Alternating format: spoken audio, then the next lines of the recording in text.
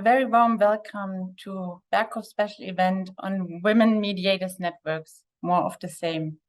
My name is Carla Schrammel and I'm advisor on mediation negotiation support at Berghoff. Please kindly be reminded that this event is recorded. There is a growing and strong consensus on the relevance of including women into peace processes. Studies shows when women are involved, the likelihood of sustainability of these processes increases. Also from an individual point, a women mediator from Nigeria, very experienced, to whom I had the pleasure to talk recently, shared that she thinks, and from her experiences, women are the fabric to the process, whereby she referred to the commitment and the deeply embracing way of working. However, and as you all know, as very informed audience, despite relative progress since the adoption of the UN Resolution 1325 on women, peace and security, women are still significantly underrepresented in formal mediation efforts. Still, most of the peace agreements in the last 20 years did not include any women as signatories, mediators, or negotiators. Recognizing the need of advocacy for strengthening the visibility, capacities, deployment, and networking of women, many women mediators networks have been created in the recent years, be it by states, by civil society organizations, or regional organizations. Nordic Women Mediators Network was established in 2015. FemWise was created in 2017 through the decision of the African Unit Summit of Head of States in 2018. The Women Mediators across the Commonwealth was launched, supported by the UK government, actually in 2018, and FemWise in 2017, to be correct. Just to name a few of those who are more, who are the most prominent ones. Berghoff has the great pleasure today to host a panel with prominent members, initiators, funders of a variety of women mediation networks to reflect upon the impact and the successes of these networks, the effectiveness and the added value.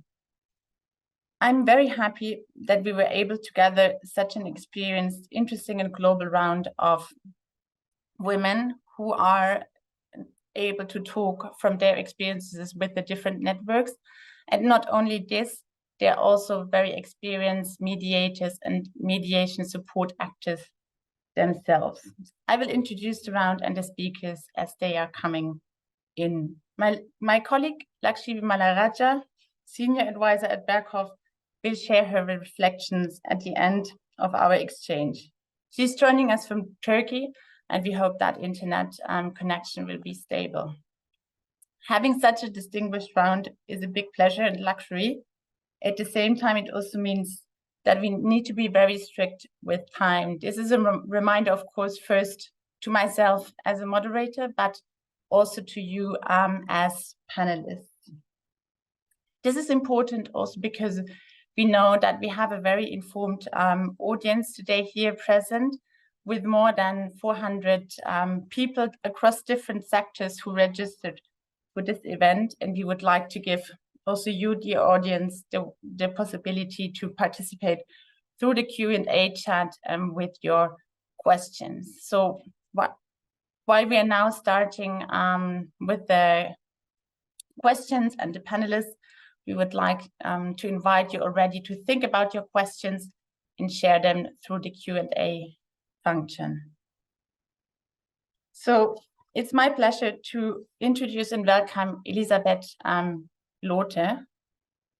Elisabeth Lotte is a senior advisor in the section for peace and reconciliation from the Norwegian Ministry of Foreign Affairs. Prior, she was posted as deputy head of mission to Greece and Cyprus, and she worked in Oslo on UN policy. Before joining the Norwegian Ministry of Foreign Affairs, she was working with the Center of Humanitarian Dialogue at the UN, and amongst others, she supported national and local peace processes in Thailand, Myanmar, Indonesia, and the Philippines.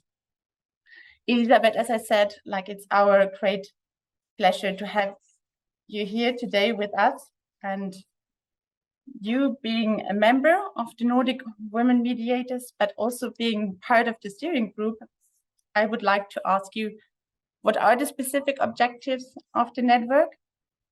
How has the network concretely been supporting either your own professional development, but also the professional development of other women? And where do you see the specific added value of your network? Thank you very much, Elisabeth. Thank you very much, Carla, and hello, everyone. It's a pleasure to be here to exchange on the experience with the Women Mediators networks. As Carla said, I'm part of the Norwegian Women's Mediator network and the Nordic Women Mediators. The Nordic Women Mediators were established 8 years ago, and the way it works is that each Nordic country has its own branch, so to speak, and then we come together in this Nordic Women Mediators Alliance. The objective for establishing the Nordic network was quite simply to address this deficit of women mediators, both as we saw it ourselves and at a global level. Of course, we also have as an objective to enhance gender perspectives in peace processes and peace agreements where we engage. I'll say a few words about how we thought and how we're still thinking that the Nordic Women Mediators Network would serve those objectives. In the first place, we had a need to identify and kind of gather relevant women that had mediation experience to create a bit of a platform and a go-to when we needed experts, and also for experts and practitioners to meet each other. We also wanted this to be a platform for a capacity building, where we could, the network could, of course, help provide some capacity building, but also with a very strong thought that by creating this platform, the members would be able to exchange and build each other's capacity. So this is still very much how we focus our work, both within the Norwegian network and at the Nordic level. When it comes to professional development, I think now we're 8 years into the existence of this network, and I would say we have gone through different phases in this time of existence. At the start, there was a lot of focus and a lot of momentum just for kind of building the network in, connecting and accepting more and more members, and exploring how we could use this platform. Over time, we've started having regular meetings, both in the Norwegian and the Nordic network, and I think by solely having this network and the membership it has, there is a lot of I don't know if I should call it capacity building, but there's a lot of learning in the exchanges that we're having. We have tried to identify opportunities for kind of more concrete capacity building. We offer some spaces in some of the regular trainings that are supported by the Ministry of Foreign Affairs, whether it's on ceasefire, that's one of our regular courses. We also have an annual seminar together with CMI and Finland on inclusive mediation strategies. So that's another one. So we try to be proactive in identifying opportunities as well that the members can take advantage of. As you said, my role is a bit dual here because I both work in the ministry, and the way we're set up, the ministry is part of the steering group. So in the capacity as the focal point for gender, peace and security in the section for peace and reconciliation, I participate in the steering group. But I was actually prior to this position a member of the network. So when it comes to professional development, it's a bit mixed, because as the ministry, we draw on the network. When we have requests from our embassies to participate in events at national levels, for example, we draw on the network.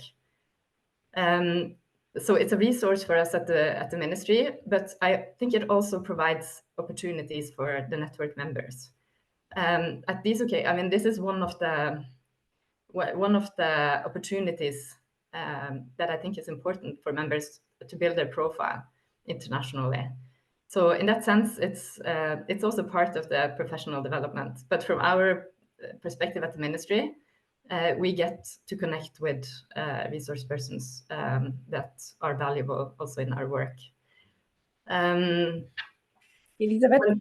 Yes. Maybe as a first impression, I think this is very valuable, and maybe in particular when it comes to the added value, I think maybe you can integrate it to your other inputs, but maybe to give us a go, I think it's good to bring also the other representatives and women in. But actually, thank you very much for representing here also the oldest, or one of the oldest women mediator networks, which was also, as we have heard, like a strong inspiration for other networks, right? And I think it was particularly interesting how you pointed out like that also the objectives, of course, and the nature of the network shaped throughout different phases. I think this is very relevant, and also pointing out the specific partnership between the Norwegian Ministry of Foreign Affairs and the network. Thank you very much. I would like to bring in next Stella Sabiti, who has just concluded her long-term service in the Peace and Security Department at the African Union in various roles. And previously to her long career at the AU, she was with the Swedish-based Life and Peace Institute. She worked on the Horn of Africa, and she was as a member of civil society engaged in a successful peace process and negotiation between a Ugandan rebel group and the current Ugandan government. So a very warm welcome to you, Stella. I would like to ask you, we know that you have been crucially involved in the establishment of FemWise, and in speaking from these experiences, I would like to ask you also, what are the specific objectives of the network? How has the network concretely been supporting your own professional development, or rather like the professional development of the women being part of this network? And where's the specific added value? Thank you. Okay, thank you so much, Carla. Greetings, everyone. As I've been introduced, I'm Stella Mystica Sabiti from Uganda, but I've worked around the world, mainly reflecting the situation in my own country, Uganda, very unstable from the 60s, from the 1970s and so on. So because of that, many of us have lived and worked outside, and that's why we're interested in this issue of peace and security. And I'd like to also say that women have always been involved in peace processes. So this is not the first time, and it's not because of 1325 or whatever. Even on the continent, women were involved, even at high level, but we didn't have enough numbers, and they weren't given that limelight. And that's what we want. We want to highlight the work that women, the contribution of women in these processes, but also including in conflict prevention, because conflict happens where people live, and the majority of the people on the ground are women. And I also would like to say that it's really very sad that we have to prove why women are important, women and girls and youth they are part of life, and they are also involved in conflicts, and they are also involved in peace. So we're just contributing to that realization that we need everyone, we need all hands on board. So FemWise, as has already been introduced, was launched by the decision of our heads of states on the African continent in 2017. I started the work on that in 2016, then it was launched in 2017. Again, also one of the oldest ones. And we've been talking about it long before that, so at last it happened. Mainly to raise the voices, to have women present in these especially high-level mediation and negotiation processes, the kinds you see on TV. Why do we always see just men and not women and youth? And we know in the background, they're also playing a very big role. So it's to make sure that their presence is there and they have the visibility. And especially at the African Union level, continental level, to have women and youth involved in AU-led or regional economic community-led peace processes. And then bridging the gap between the different tracks. So at high level, AU, UN, member state level, track 1, then middle, track 2, and then grassroots level, track 3. Because it's our continent, it's our life, it's very fluid. Life is not divided into boxes, so we want to close the gap and have the interaction between the 3 tracks, track 1, track 2, and track 3. Also to bridge the gap between early warning, because the African Union has, together with the regional economic communities, does have a robust early warning system. And also it has the capacity to respond in time. So to bridge that gap between early warning and early response. And I'd like to add also that in our own traditional way, our indigenous way of doing things, the women and the youth who have their finger on the pulse of life were always very critical and very crucial in giving early warning. So we are bringing all that richness from our own culture and bringing it into the way we run things today on the continent and down in the regions, and also at member state level and so on. And so also to have deployments, because when we started FemWise, we weren't sure how many women were going to show interest. My goodness, there was so much interest. We just got like a surprise. And then all the women and young women were very eager to participate in these peace processes in conflict prevention, led by the AU member states or the regional economic communities, that we realized that having to manage expectation was going to be one of those things.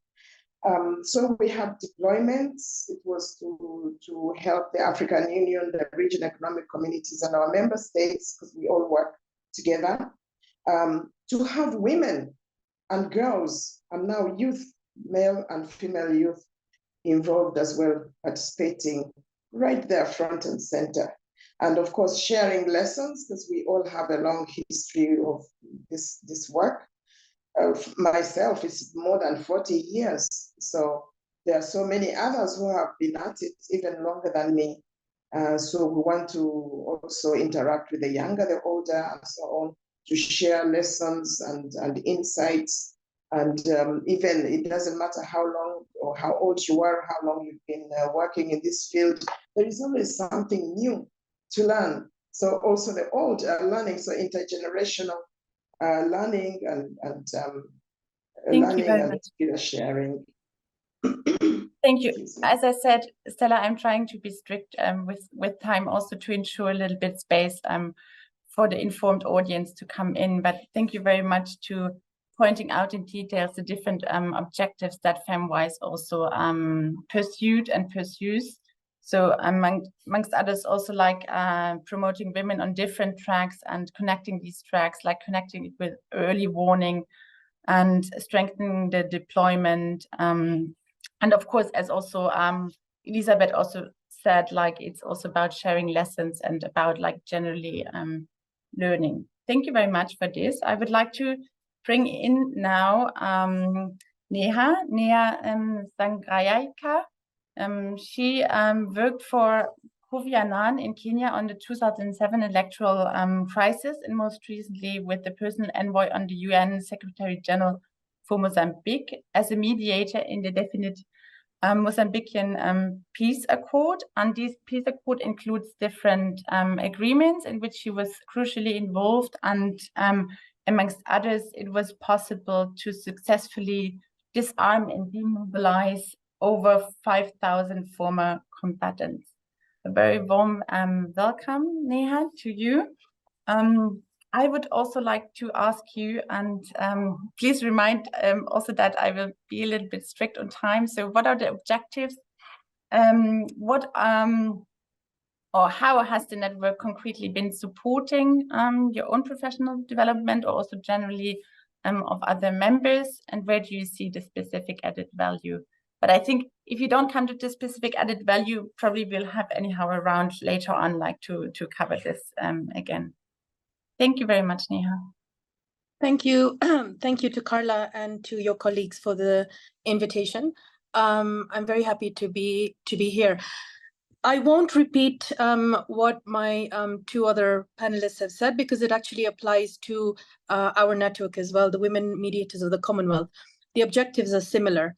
You know, I won't repeat, but it's exactly the same thing in terms of bringing women together to lobby, to share space, to influence and to be part of more, to deploy more women to peace processes, to make a tangible difference. I think I'll start with what you said, the added value of the WMC. I think what the WMC brings, which is quite unique, is its geographic breadth. So just by the expanse of the network, which is over 21 countries, spanning Africa, Asia, the Caribbean, all over the Commonwealth, we have members from the global north, from the global south. So our conversations sort of bring together and tie in the issues from both sides. I think that's one really important distinction of the WMC. And then, of course, the other one is its diversity. Different people, different backgrounds, different experiences, etc. Like Stella, I got into, I suppose, this business because of a conflict in my own country, Kenya, and I realized that there's no greater value than trying to make a difference, to continue trying to make a difference. I hope this kind of answers some of your questions, but the point of the WMC and the reasoning for it, the objectives, what we strive for, are similar to the other networks as well, which is, and I like what Stella said in particular, which is women have always been part of peace processes. We've always been part of, I like that she said we've been part of conflict and peace processes. It's just a case of being not only recognized, but it should be the norm. We shouldn't have to explain ourselves or fight for a seat at the table. We have a seat at the table. It's just about how to gather the resources to share our combined and collective effort to make sure that our voices are heard. And then finally, I just wanted to quickly say that I think it's also our responsibility to sort of look forward to the next generation and give back a little bit, give back in terms of making it more the norm, so that the next generation does not go through, of women and children, do not go through what we have gone through. Thank you so much, Neha. Also, thank you for referring to like your colleagues who have been speaking before you.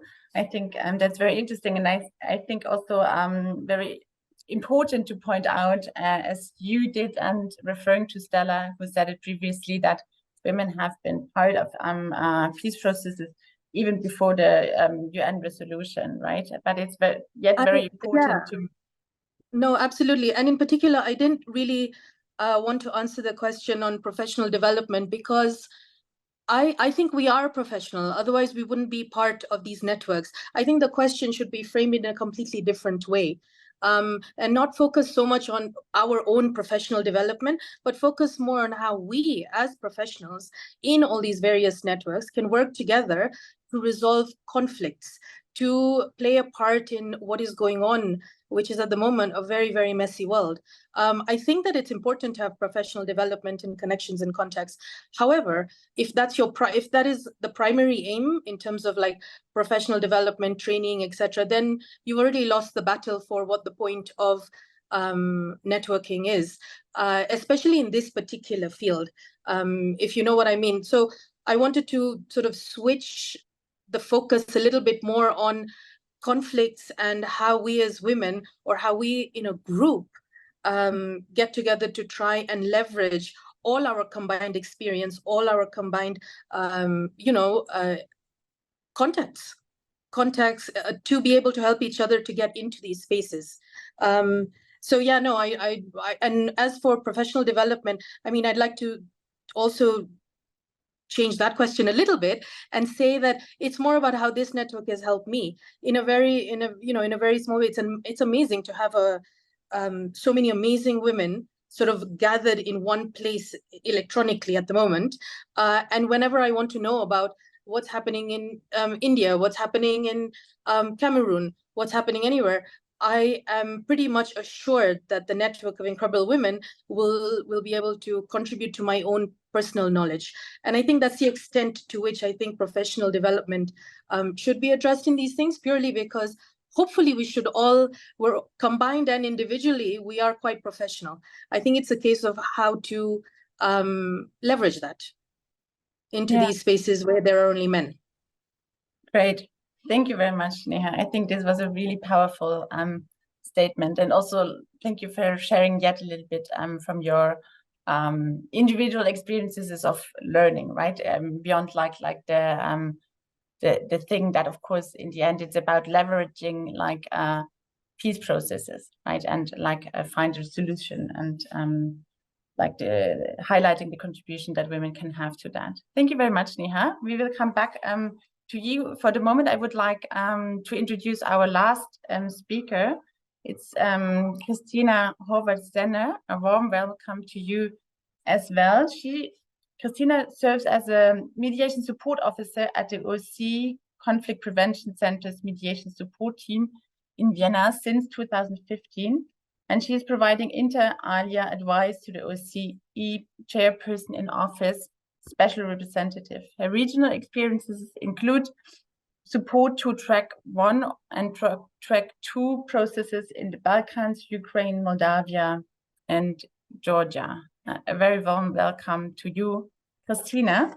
Actually, I wanted to ask you also the same questions. You being like a co-founder from the Women Peace Mediators Network Germany, what are the objectives of the network and how has it been contributing to the professional development? But also like picking up on what Neha said, you could also say a few words on like how has it been important for leveraging peace processes in the end, and where do you see the specific added value? And please feel free, as Neha introduced now, like also to pick a little bit more on the questions. Yeah, thank you very much for giving us a chance to be represented at this panel today. I will speak on behalf of the Women Peace Mediators Network Germany, the WPM. Can also actually share our homepage and YouTube channel in the chat function. And we actually have 2 objectives. The first one is that you can imagine we advocate for strengthening women in lead mediators positions. That's our first objective. And the second one is that we also advocate for more recognition of methodological mediation expertise in high-level peace processes, which is also underrepresented. So we have 2 objectives. And then over the time, we thought, how can we combine them? Which sounds like this squared circle, but our vision is to combine them, a combination of them, of both objectives, mediation performed by political weights, as it's already mostly done on track 1, but also including methodological experts. So at the end, it's inclusion of women mediators. It can be a man, woman in a co-mediation, but it always has also, it needs more recognition of the methodological expertise. So as you can imagine, we are foremost an advocacy initiative. We operate by providing bilateral consultations, by participating in events, in political events or policy events, for example, like the drafting guidelines of the German feminist foreign policy guidelines, just more recently. And we are there to provide information and contacts on the matter. We are actually, we thought about that pretty long, like we have rather strong or strict, not strong, but strict criteria regarding our members. We are all diplomats or non-diplomats in our mid-careers, and we all are women, German women, who have or are having experience in track 1 or track 1.5 mediation processes. So that's also a challenge to operate with these kind of strict membership criteria. However, through our public events, we organize here and then some tete-a-tete, we call, some public format where we go live on YouTube with 2 high-level women peace mediators. I can tell you a little bit more later on. And through that, people reached out to us whose position is often not called mediation or mediation support, but political affairs officers and so on. And so through our public events, we increased our visibility, and there were women coming to us, addressing us on how to become a member, which we would have not found otherwise, because their position is not, their title is not telling that detail, that certain detail we needed to know in their position. So you mentioned like what's regarding the personal development you mentioned. I thank Neha for these strong words. I agree, because originally when my great colleagues Julia von Dobeneck and Brigitta von Messling got together rather informal as peers of our business it must be 4 or 5 years ago already, 4 years ago, we rather thought of this advocacy initiative, and or I was strongly thinking of a lobby group, of an advocacy group. And they always said, no, there is something about this peer-to-peer meeting, the sisterhood effect, so to say. And I'm very impressed how much I now benefit from this getting together. Once a month we meet, and we have a global spread with amazing women working in peace processes all over the world, from Yemen, Afghanistan was also mentioned in the question, Colombia, Mali, I probably have forgotten now a few. And it's amazing how much we benefit from exchanging on our work. We brainstorm, and help each other out, like in a supervision kind or intervision kind of format on each other's peace processes, but also support each other as women working in these peace processes. And that's a big lessons learned. And I thank my co-founders for giving me this opportunity. I really underestimated the strength of exchanging among peers. And now we have this advocacy operational, where we have our amazing networks and contacts. We also provide when decisions are taken on, okay, who's the next mediator? Often organizations are actually looking for women mediators, for women facilitators. Like I just can tell from my own work at the OSCE. But then we need quickly lists that we can go through to find a woman. And our network is such a list. That's also like our ambition, that we are used as an address book to see what kind of women are working where, with what kind of experience. And hopefully it's needed. And we get approached, not for the lead mediator position yet, but we will get there. Thank you so much. Thank you for so clearly pointing out the different objectives, and also again, as Elisabeth did, how they developed also over time. But I think you clearly made a point for the relevance of advocacy and how you try to cater to that, and for learning, of course, but also like this practical aspect, or the aspect of like having an address book. I wanted to remind the audience to please share questions with us. Like there's so far one question reached us, or several questions reached us, but please also share your questions while you are listening to the different rounds of discussion. So I would like now to come back to Stella and ask you for the for FemWise, what were the specific challenges and hurdles your network have been facing when it was established, but then also later on? Thank you. Thank you very much, Carla. Thank you very much, my co-panelists.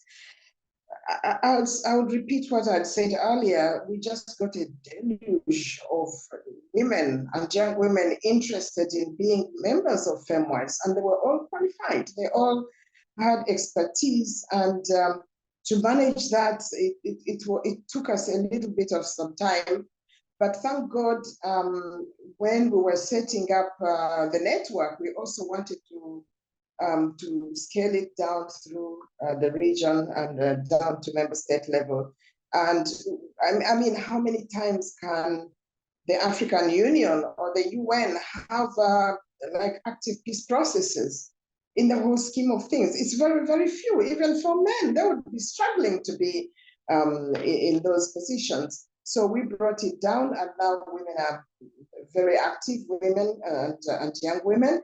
And so far now, FemWise, in the space of 2 months, we have launched FemWise, excuse me, sorry, the weather is not good here. We have evolved FemWise and taken it to national level. And in the space of the last 2 months, we have established in Uganda, so FemWise Uganda, and then FemWise Malawi, and 2 days ago, FemWise Ethiopia. And we intend to do that, to roll it out throughout all the member states. And in each country, so what was a challenge was for the network, because the women already belonged to the FemWise network. It was difficult to identify the right ministry in each individual member state. So that is being worked out now.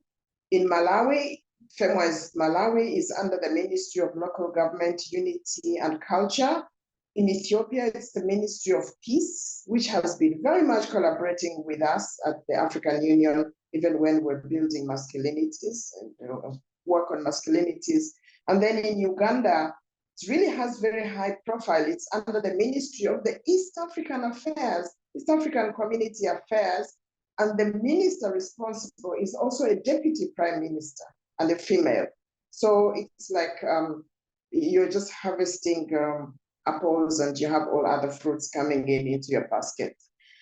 I think funding, I'm not sure because we've just rolled it out at national level, I'm not sure, but by the time I was responsible for that, we used to have very many interested parties who wanted to support us, and that was good, but I'm not sure if the funding is robust enough, if it's predictable enough, and so on, and we really need to pull up our socks on the continent. I would say still that interest, that interest of the women is really not easy to manage. And I would like also to say that some of the regional economic communities like ECAS, Central African Region, and ECOWAS, West African Region, have also set up their own. So Uganda, we combined with the East African community. But yeah, so we have an internal mechanism, and others will also open theirs as time goes by. Thank you very much, Stella. Could you maybe, I mean, I think you said it, but maybe make explicit again, what was the reasoning behind making FemWise national and taking it to the national level? Can you just quickly make it explicit again?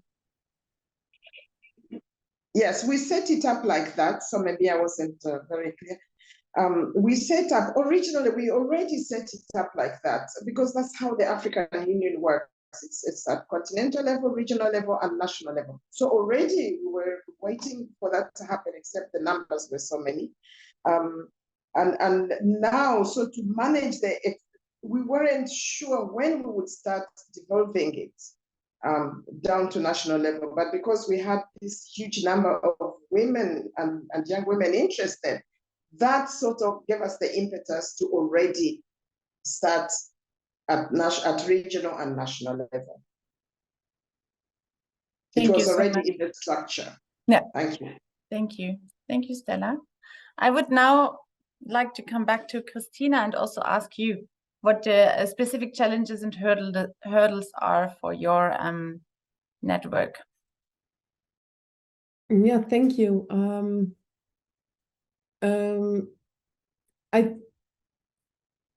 First of all, since we are we are founded by ourselves and not supported by our MFA, which was the result of a long discussion, by the way, that we also decided we want to stay independent.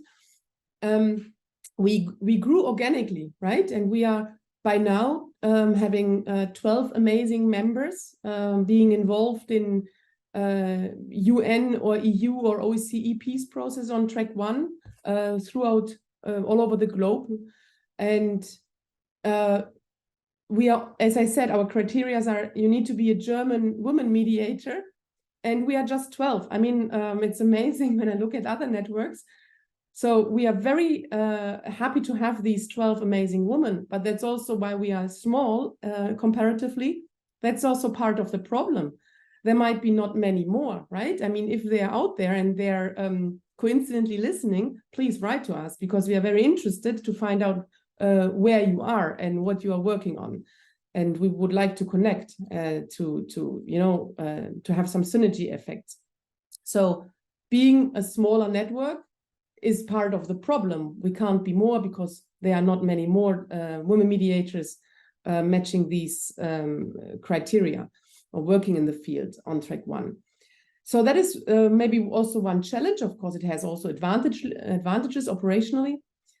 Also, sometimes regarding our advocacy, it's of course excess. In parts, we are amazed, like how well or how short our contacts are to those decision makers who at the end decide who will be the next mediator. We quickly need one, or consultations that deal with the selection of a next mediator or mediation team.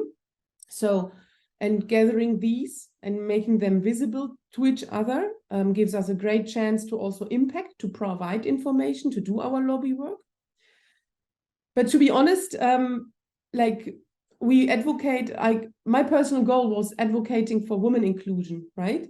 And I can't believe that looking at the world right now, I start to think, okay, that's a luxury to advocate for inclusion. We need to advocate for negotiations at all. And if I just think of one question of the audience that she asked about women inclusion in mediation activities in regards to Gaza, Israel, yeah, I mean, there's not even negotiations really going on, right?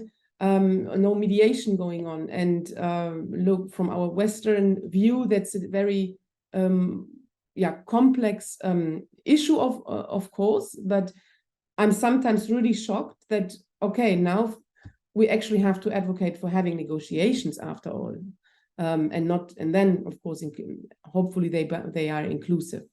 But that's, I see more and more as a challenge, because it's more bellicistic than how to get them from the battlefield to the table, which I still believe in is the better way to choose for. Thank you so much also for covering like the whole range, like from funding and the question like how you are possibly anchored institutionally as a network, right? Like how to save independent or better like search for the closeness to a ministry.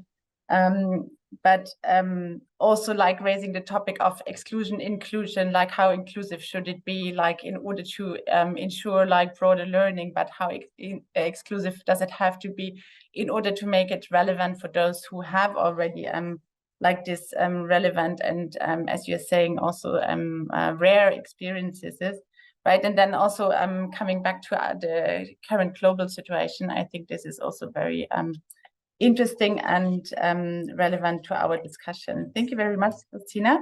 I would like to bring in Neha again, and then also Elisabeth, and please both share with me a little bit, where do you see the potential for further developing your network or other networks? So first Neha and then Elisabeth. Where do you see the potential to be developed for your network or other networks? Thank you, Neha. Thank you so much. Look, I think that the potential for joining efforts is huge. For our own network, I think we need to be more inward looking. And I'll explain why. The reality is that the world is changing. We need to change with it. We need to reflect on our membership. We need to reflect the dynamism of the membership, and maybe even change it. You know, in order to grow, there has to be room for more. And so that's one aspect that it's important to always continuously reflect inward. What do we stand for? What are we doing with our own work? What are we engaging in? And to see if it's still viable or relevant anymore. The most important thing, I think, is strategy and having a strategic focus. We need to ask more questions as to why the world is changing. What can we do about it? How? What are the causes, and what we collectively can do strategically to bring about positive change. I think we just need to avoid becoming talking shops, having siloed discussions, and asking more questions about maybe changing the way things have always been done. I think that the death of anything is the sentence, well, we always did it this way. No, that's exactly the reason why it needs to be changed. In terms of other networks, I think that we really need to, I mean, this forum, and this is one reason that I was very excited to be part of it, is it's a good first step into what I think should be continued, which is more engagement, more conversation, more with the different networks to, again, exactly what we do within our networks in order not to be siloed.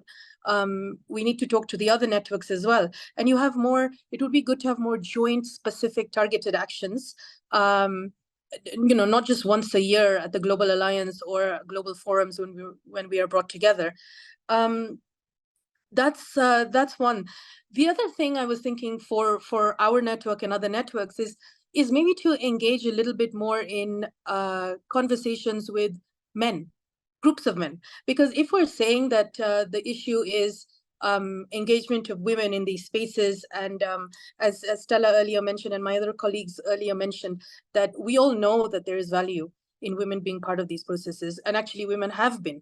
I think the discourse has to change from women should be at the table to we are at the table. We just need to be more recognized or sort of grab the opportunity more. And if that table doesn't work, create a new table. But I'm going around, it's a roundabout way of saying that there has to be more engagement. Instead of us talking amongst ourselves, we know the problems, we know the difficulties that we go through, whichever topic you choose to discuss. But there has to be also space for discussing and sort of, I would say, educating the other members of our society on the need and the importance, and to get sort of more of a universal help. So maybe this might be a little bit you know, out of the box, but why not engage also? Why not in these discussions bring forward thinking and sort of like male allies who can also help in this battle, I suppose. And I think this would develop, this would improve our work. It would improve our goals, which is to get into these spaces in the first place. But also, I think we just need to open up a little bit more and ask ourselves challenging questions. in the women mediators of the Commonwealth, where we're lucky is that, as I mentioned before, we have members from the North and the South. And this is quite helpful because at the moment I see this as a great divide in what is shaping our world. And so I think we just need to be more combative about reversing the course. Thank you very much, Neha. Also, like for pointing out again, like the specific added value of the Women Mediators Network of the Commonwealth, but also like to remind us we should ask more questions, avoid silos, like create networks and more contacts, and also targeted actions among the different networks, and then also the need to go beyond the network. Please come in. Thank you, Neha, and please come in, Elisabeth. Yes, many good points, Neha, and I agree with many of your observations. I will touch on some of your points as well. I think what I will share perhaps reflects a little bit that we're now in our 8th year. And as I said, there was this big momentum at the start, and then it's perhaps a little bit more challenging to keep the network going, as many of the members now know each other. They have attended many events. So we have this question of how do we add value to the network members.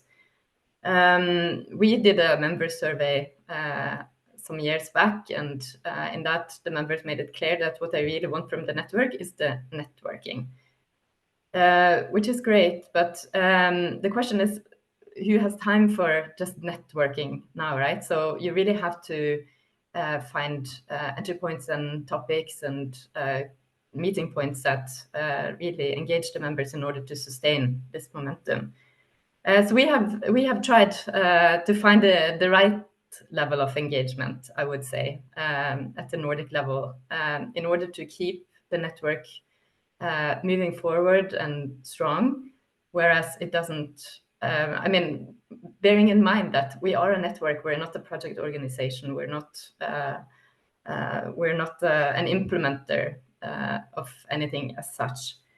I think for the Nordic network, a lot of the key to further development actually lies in the Global Alliance as well, because this has developed in a very impressive way. We have so many new networks, and it really opened the door to, network with members beyond the Nordic.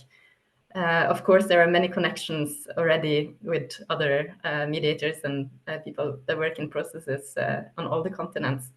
But I think the Global Alliance can move into a very important space for also our members as we move forward. A little bit like Neha touched on, I think we have to be quite conscious of this question of who do we work with as well, because I think for us, having existed for 8 years as an all-female space, some of our members actually question kind of the continued utility of that, and I think this also goes for the Global Alliance. We really have to make sure we're strategic in developing the interchanges and the partnerships and the contacts that adds value to being part of the network as well, and that allows the network to be more visible, more strategic, and have more impact. So yeah, I think our development will be closely tied to the development of the Global Alliance as well, and we're very keen to support that as we move forward. Thank you so much, Elisabeth, to share also like the experiences you are having as the oldest or one of the oldest networks, right? And the point that, of course, objectives are shaping and sometimes the added value. Although I think it's also very interesting that you were able to have like a so thorough like involvement of your members, what they find valuable, and they said networking, like that yet like this has to be sometimes also redefined. Thank you very much for that. And now we are ready to come to the questions which has been shared with us through the Q&A function. And I would invite all panelists to come now to switch the camera on and come into our shared digital space. And there are actually some practical questions which you possibly could interweave in your different interventions. So for example, there's the question, how could somebody become part of your networks, right? Christina already mentioned a little bit how this applies for the Women Peace Mediators Network Germany, but maybe the others can also mention it while speaking. Then there was also the question, is there any specific women mediator network in Latin America region? If you're aware, please mention this this as well. And yeah, then I think also to come a little bit to the substance, as you all directed us to, reminding us that in the end, these networks are existing because we believe that women have a relevant contribution to brokering peace and settling violence. There was the questions from your experiences. How does the inclusion of women mediators change the dynamic of peace negotiations? And what can be done to work against the sidelining of minoritized perspective, also from an intersectional perspective? And maybe anything, if you can, on Afghanistan, are there any plans to work on Afghanistan? But I think from what I see, it doesn't apply for one of your networks, but maybe you're aware of other networks. For the moment, I would say, please just come in if you want to share more practical information, or if you would like to come back to this question. How does the inclusion of women mediators change the dynamic of peace negotiations?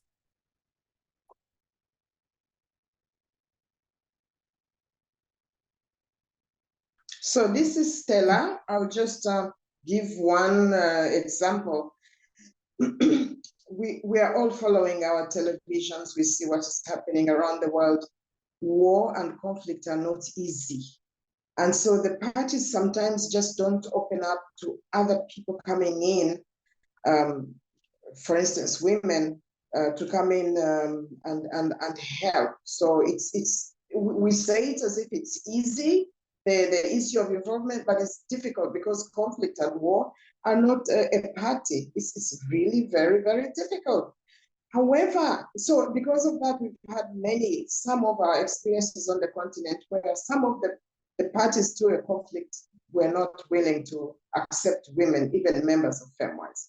But however, there were some examples where the conflicting parties, who were represented mainly by men at high level, would ask the African Union to step out of the negotiation room, but to leave the women of the members of FemWise to stay in.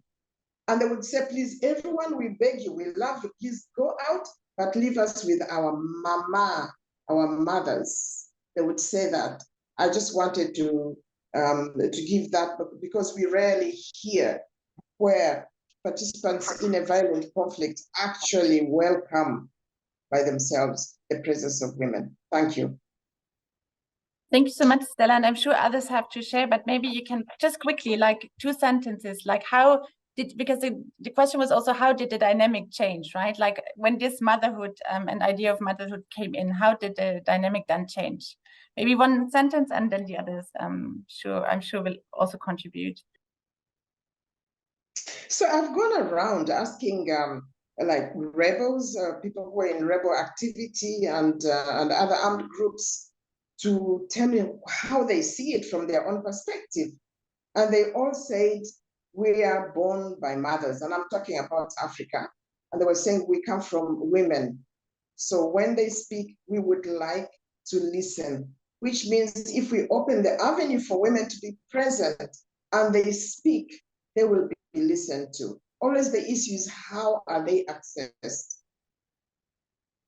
So that was the result I got from my own work, that the men, many of them, even young young men who are armed, they see a woman, they will come to the woman and come here on the shoulder to cry, to just cry. So because of that, we're incorporating work on trauma.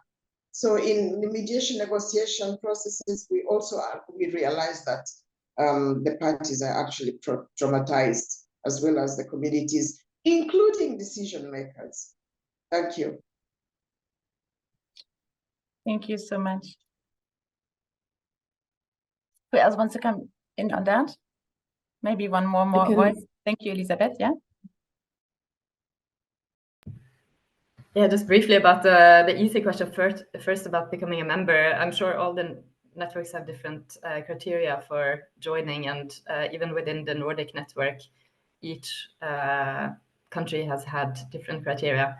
In Norway, we've been a little bit broader than Germany. We've had the requirement that the person who has applied, which is what people do, has worked on an aspect of a peace process, either directly in mediation or in support of a peace process. We've also been quite kind of broad, and we have academics, we have people that have worked with NGOs, we have Ministry of Foreign Affairs. We have a quite broad range of profiles, I would say, which is part of the strength of the network. When it comes to how having women in negotiations change the dynamics, I don't want to go into kind of saying like women bring in different perspectives and they have set perspectives and they have different focus, which might be the case, grounded in women's experience many places, but it's really about diversity of perspectives, right? And we truly believe that's one of the main arguments for having more women. I mean, here we can also just think about what it's like to go into a meeting room where it's only men versus a meeting room that's mixed men and women, to work in a workplace where there's only men versus working in a workplace where there's a mix. That does change the dynamics. It's a fact. Companies have long ago realized this in Norway, that having a mix of different genders really adds value.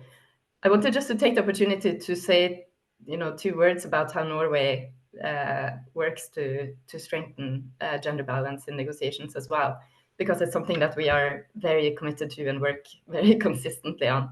As you might know, we are informal facilitator roles in a couple of processes, and we support a range of others. In the first place, we really try to nudge the parties and the delegations to include women, which is not always easy, and we don't always succeed, but we're, as supporters, very committed to that. Of course, also trying to identify different ways to connect track 2 and track 1.5 women's groups to ongoing negotiations. That's something we support both financially and with our people. To tie that back to the networks, that's of great value to us to be able to connect with so many talented women, because a little bit like Christina said, sometimes we see opportunity and space to put someone forward, and then it's a great strength to have met someone through the Global Alliance, for example. Thank you so much, Elisabeth. So now I think Christina and Neha, you would like maybe to come in, as I said, more on the practical side of your networks, if not yet mentioned, but also if you want to touch on Afghanistan or Latin America, the question of how the dynamic changes with the inclusion of women, as Stella and Elisabeth already addressed, but you could also already refer to a second or further question, which was how your different networks have been working for connecting track 1 and track 2, since this has been mentioned in the discussion. And the question was, if there are any specific examples like for connecting different tracks. Thank you, Neha or Christina. So thank you so much. I just want to quickly try and answer the question on Latin America, because I tried by typing and sort of disappeared. I don't think that there is a formal one. I understand that it's in the works.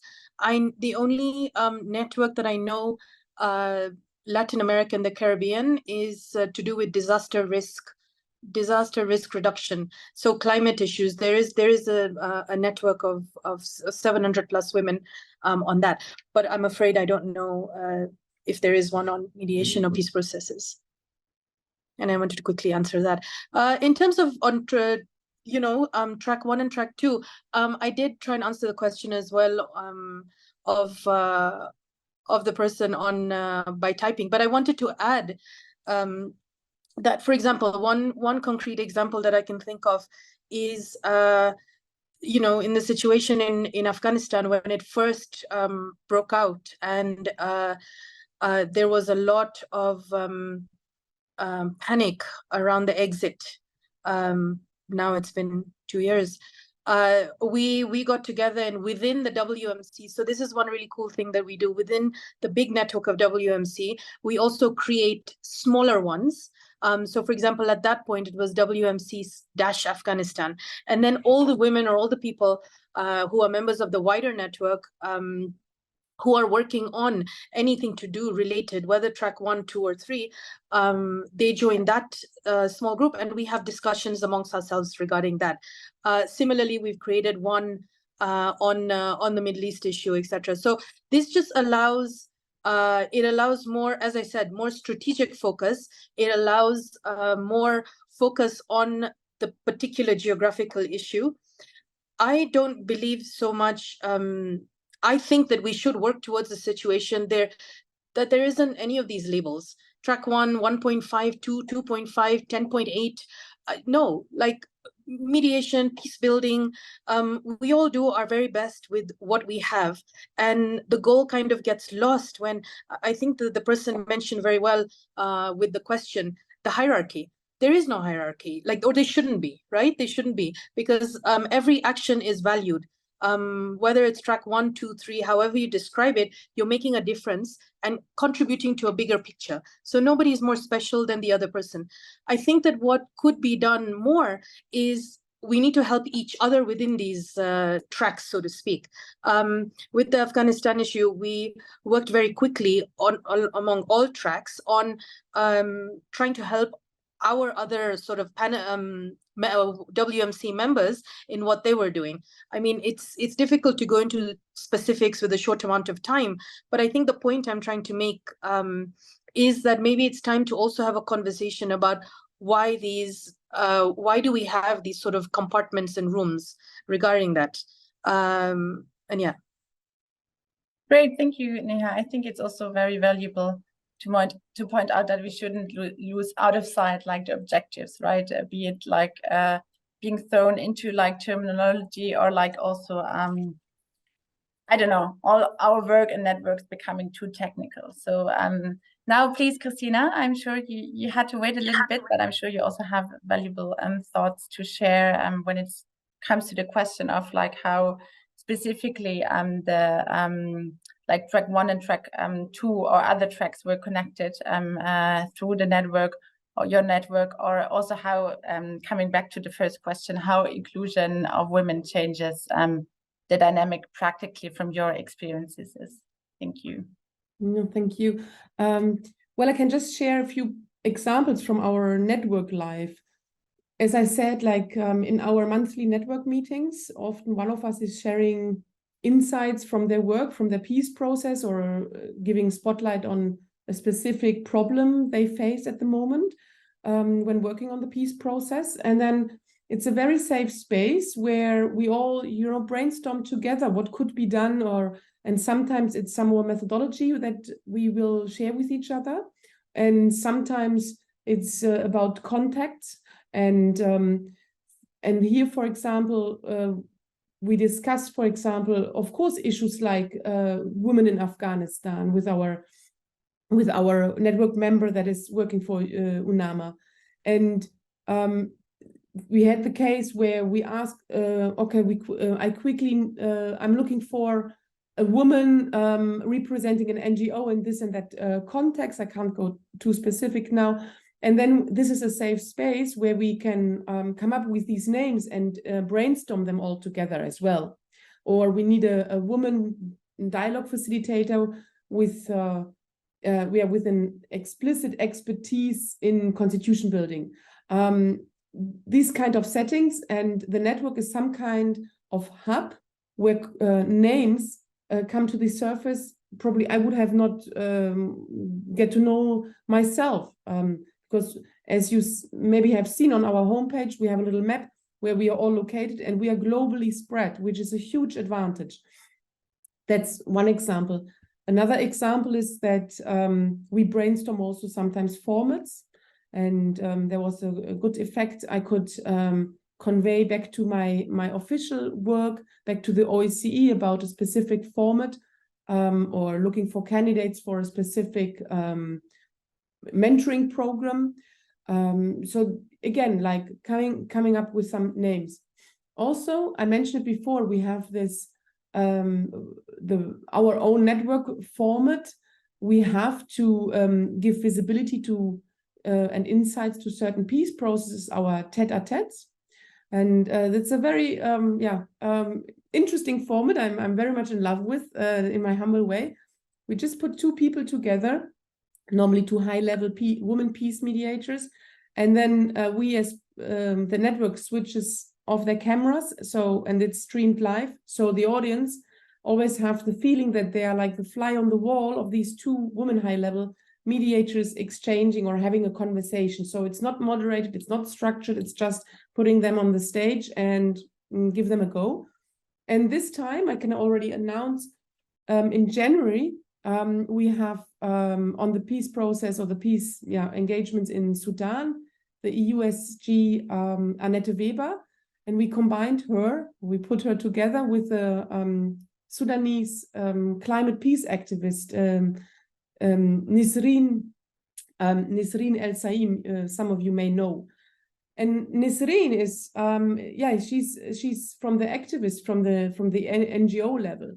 And these two people normally would have not met, but we bring them together. So also this, our network has this flexibility and freedom to just give it a try, and we will put them live together and see how inclusion can function. And they will discuss the Sudanese case, and of course is then a little moment of inclusion itself. So it's you see, we have a very wide range of possibilities. We can just give it a try, and we see whether this sometimes will be successful or not. And sometimes, and in this case, these people would have not given each other a full hour to talk to each other about their Sudanese case. So there's a strong variety on how we actually operationally work on the inclusion of women, besides the advocacy with the diplomats and the decision makers. Yeah, thank you so much, Christina. Thank you for covering very explicitly and with good examples like how the tracks are connected.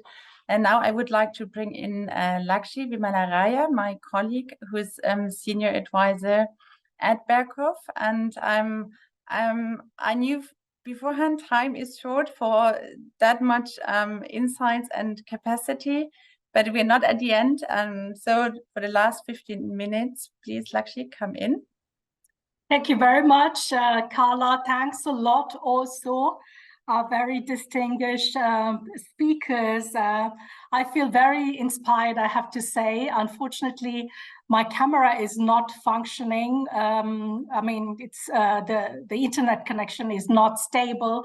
That's why I keep my camera off for the time being, and hope that that I can actually switch on my camera later on. Well, it's actually not very easy to do a summary of this webinar. There were many reflections and also many interesting remarks. But perhaps let me start off by saying The Berkhoff Foundation is a great fan, actually, of women mediators networks. Around 4 to 5 Berkhoff colleagues are already part of these networks, including myself. So the title of the event, Women Mediators Networks, More of the Same, is obviously not meant to challenge the utility of these networks, but rather to stimulate an inspiring discussion. Women mediators networks are obviously not all the same, as our speakers, I think, eloquently also elaborated.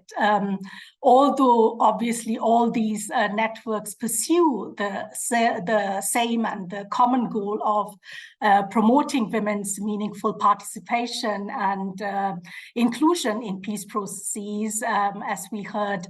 They vary also in terms of the number of members, their main areas of activity, their level of formalization, but also the nature of their membership.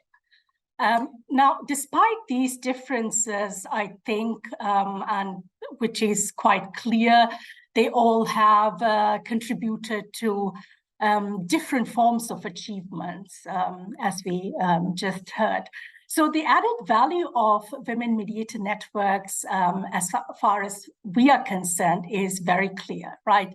These networks have been crucial for making women's competence more visible, for creating links and connections between the different levels, as Neha and Stella have said, the track 1, 2, and 3 level, the local, regional, and also the national levels, sharing experiences, learning from each other, but also beyond these professional connections, what I could also sense, and what Christina was saying, this the sense of sisterhood. You know, these networks have generated also social bonds and trust amongst members, created energy, it has created also enthusiasm, and has given a sense of belonging and a feeling of community, as I could also observe in last week's public session of the Nordic Women Mediators annual meeting. This said, all of you also pointed also to the challenges of women mediator networks, and some of these challenges were the very reasons, obviously, which, you know, gave one's birth to these networks. Some common concerns I heard also over the years, but also now, is how can we go beyond networking and produce perhaps, you know, tangible and concrete outcomes.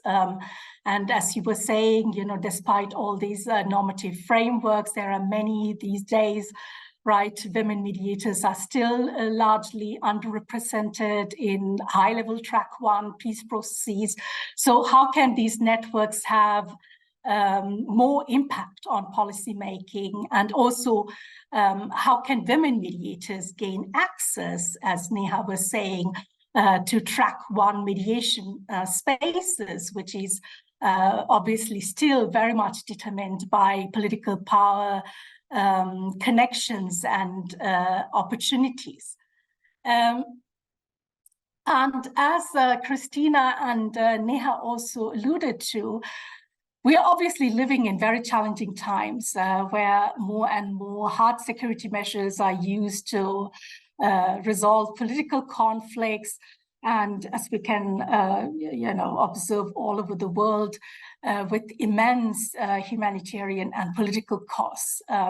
So what we are observing today, I would say, are 2 parallel, but in a way also interlinked developments, right? On the one hand, as the UN Secretary General's report, I believe it was 2022, has put, the world is experiencing a reversal of generational gains in women's rights, while conflicts and military expenditures continue to increase.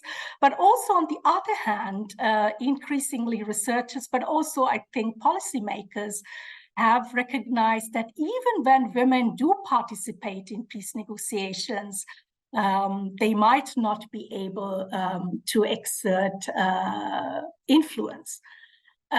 So many researchers also conclude that exclusion of women is perhaps a structural problem, which also requires structural solution. And they were suggesting redesigning the table rather than merely having women at it. And Neha has already then also suggested perhaps we need to create new tables. But I would also like to give the floor back to you, dear colleagues, for final reflections and recommendations, perhaps in the order of Christina, Stella, Elizabeth, and Neha. How could perhaps the redesigning of this table look like? Okay, we can create obviously new tables, but obviously also we want to have space at these tables, and with all the structural difficulties connected to that, how can perhaps concrete, bold and innovative action can look like in terms of ensuring women's meaningful participation in negotiations? And perhaps also going a bit more broadly, as one of the very inspiring women leaders said very recently, how can we make the 21st century as an opportunity actually for imagination and radical possibility in terms of women inclusion? Yeah, thank you, Lakshmi. I would say, like, you addressed a very key topic pertaining mediation space. And as I said earlier in my statement, I'm very worried and concerned that we are at a point in time where, yeah, we have to ensure that there is even a mediation space, that there is even a table where the conflicts get negotiated, or parts of these conflicts. And this is not a given, and this is not very easy to maintain, as we currently see. So this is like the mediation space. That's our joint problem and should be our joint objective, so to say. And then I also think that it needs, when it comes more in, when we have this table, then I think it needs sometimes more courage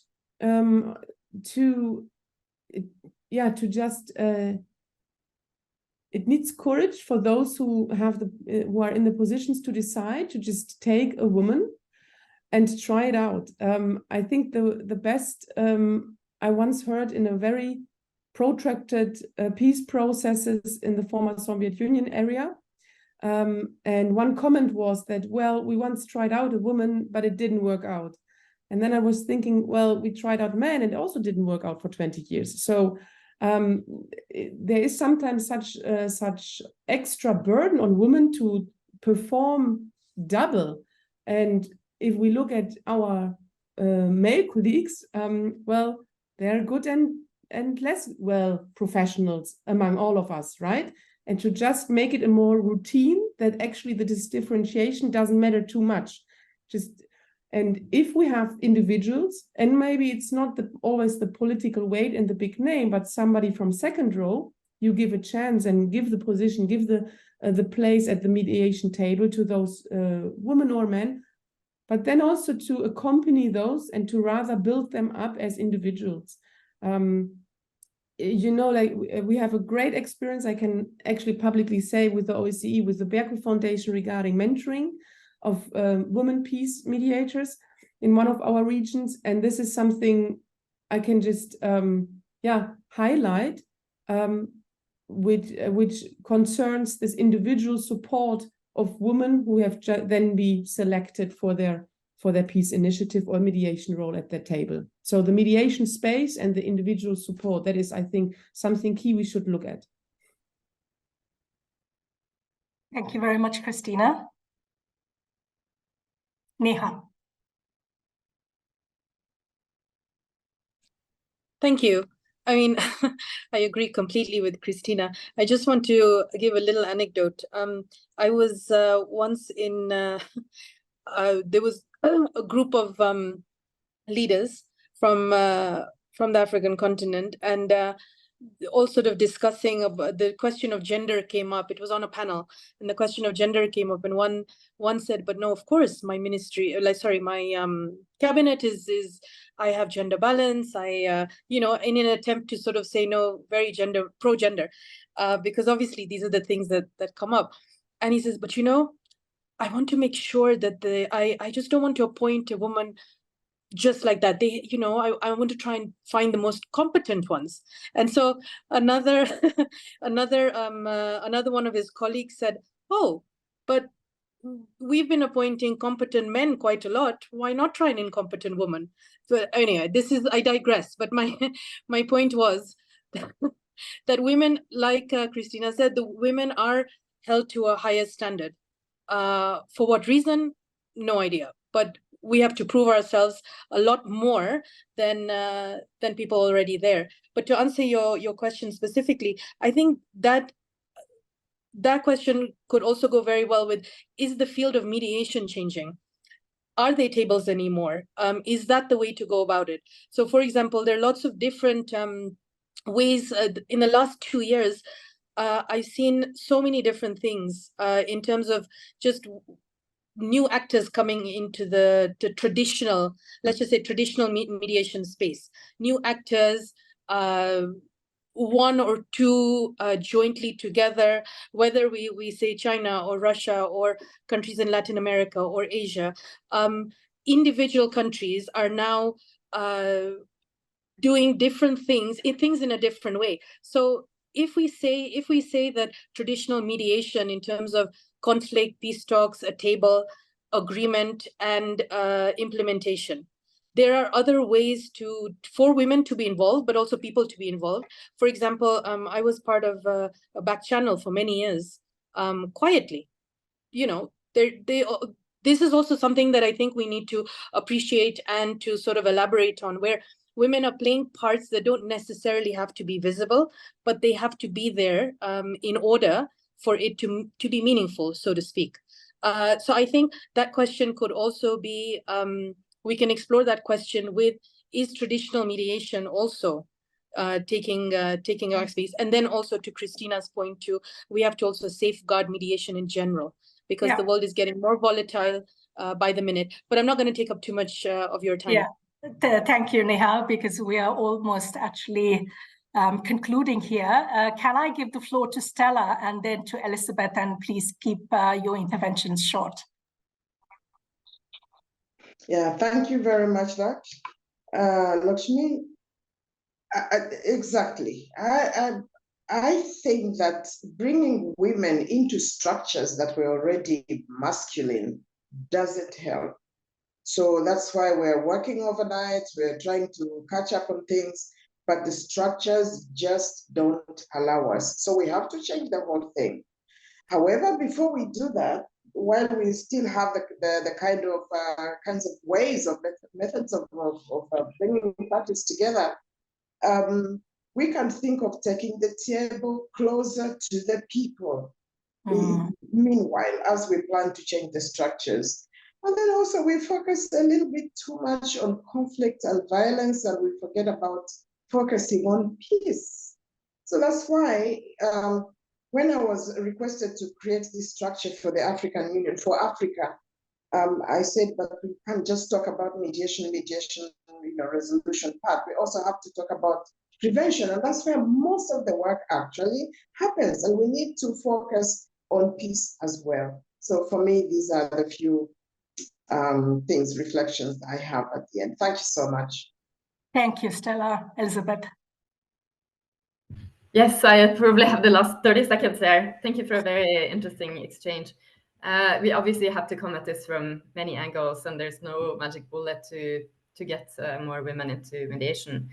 What we have here, we're all, as Neha said, we have in our networks a lot of professional, experienced practitioners.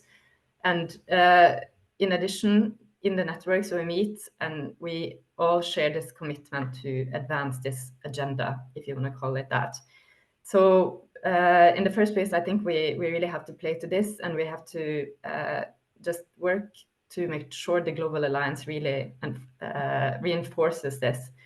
I think it has two sides. It has the side of using the Global Alliance as a platform to show off the capabilities and to build a profile of these members, and to just make it so clear that there are so many competent women to draw on, that this argument of not having available female mediators it's simply not true. On the other hand, we have to work strategically. We have to be clear in the Global Alliance what we want, what partnerships, what are our messages. And my third point was that I do really think that although it's hard to find time for networking and just being in touch, there is an immense strength, especially in this very difficult time. As Christina said, the value of exchanging between peers is perhaps sometimes undervalued, because I'm sure everyone who attended the annual meeting in Norway last week walked away with a bit of a renewed kind of commitment to be a bit more bold in taking this forward. And I'm sure the same is going to happen with the Global Alliance meeting. So I guess we just have to keep it up and come at this from all the kind of vantage points that each and everyone has, and then share and put our heads together to identify those places where we can make a change and have some impact. Thank you very much, Elizabeth, and thanks a lot also, Neha, Christina, and Stella. Unfortunately, I have to bring this very interesting conversation to a close. Let me also thank Carla for her skillful facilitation. Thanks also to Nadine and Katja, who were supporting in the background. And thanks also to those following us online for your interest. As we already said in the beginning, this is just a conversation starter. More to follow soon in the future, so stay tuned, and goodbye from Accra. Bye-bye.